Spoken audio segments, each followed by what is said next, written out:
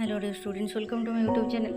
आज आम जो +3 फर्स्ट सेमिस्टर पिलांकर ऑनर्स पिलांकर मेजर 1 डिस्कसन करते। आज आम मेजर 2 भी जहाँ एजुकेशनल साइकोलॉजी तार जो रही आमर पार्ट 1 पार्ट 2 पार्ट 3 कहले सर्ट क्वेश्चन गुड़ा रही आम तो डिस्कसन कर सारी। आज लंग क्वेश्चन किसी डिस्कसन करवा घ विभाग जहाँकि दीर्घ उत्तरमूलक प्रश्नोत्तर जहाँकि 800 शब्द मध्य लेख और 8 मार्कर भैल्यू रही।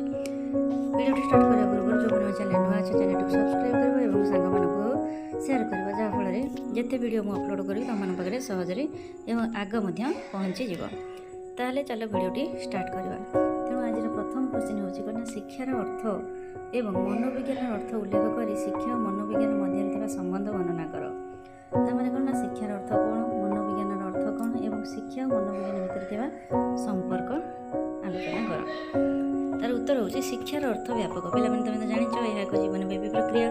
शिक्षा जन्म ठार मृत्यु पर्यंत अविरत भाव चली थाए। यह मनुष्यर बुद्धि में सहायक होता है। समय सहित ताल दे विभिन्न परिवेशन सहित निज खाप पाई चल